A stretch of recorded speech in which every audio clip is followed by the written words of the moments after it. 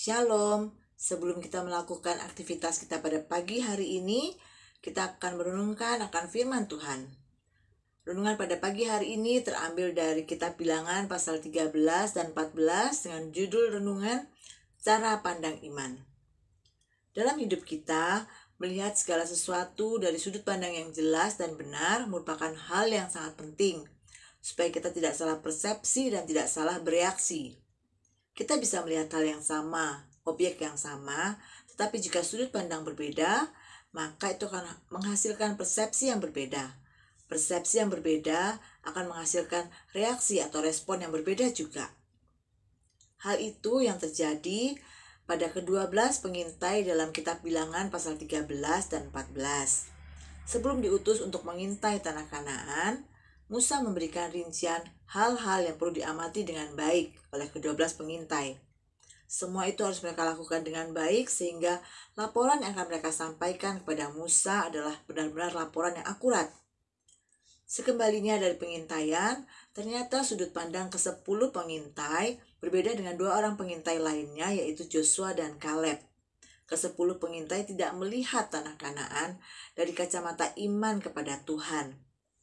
Mereka hanya melihat bangsa Kanaan sebagai bangsa yang menakutkan dan lebih kuat daripada mereka. Mereka melihat orang-orang enak yang tinggi, besar, dan gagah perkasa, sementara mereka seperti belalang besarnya. Bahkan mereka menambahkan bahwa orang-orang Kanaan itu adalah orang-orang yang memakan penduduknya. Sehingga hal ini membuat mereka mengatakan bahwa tidak mungkin bangsa Israel dapat mengalahkan bangsa Kanaan. Kita tidak dapat maju menyerang mereka, sebab mereka lebih kuat daripada kita. Itulah yang ada di pikiran ke-10 pengintai dan juga orang-orang Israel pada waktu itu. Namun, tindakan yang berbeda justru ditunjukkan oleh Joshua dan Kaleb.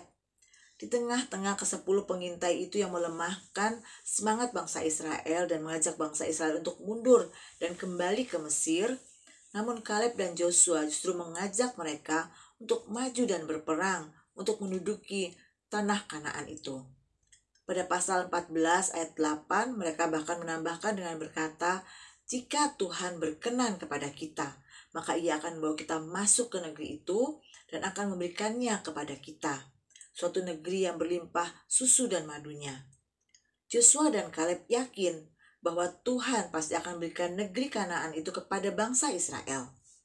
Mereka yakin bahwa Tuhan pasti akan menolong mereka mengalahkan bangsa Kanaan dan menduduki negeri itu. Inilah mata iman yang dimiliki oleh Joshua dan Kaleb. Hari-hari ini, di tengah keadaan yang sulit yang kita hadapi, berbagai peristiwa dan persoalan Tuhan izinkan terjadi dalam kehidupan kita. Saatnya kita untuk melihatnya dari sudut pandang yang sama, yaitu sudut pandang iman kita kepada Tuhan. Apapun yang menjadi persoalan dan pergumulan kita hari ini, kita pasti bisa mengalahkannya. Kita punya Kristus yang telah menang melawan maut. Oleh karena itu, tidak ada persoalan yang terlalu besar bagi Tuhan kita, sehingga Ia tidak mampu menaklukkannya. Jika Tuhan berkenan kepada kita, maka Ia akan berikan kepada kita kemenangan atas persoalan dalam hidup kita. Bersama dengan Kristus, kita pasti akan mengalahkan setiap persoalan-persoalan kita. Amin. Tuhan Yesus memberkati.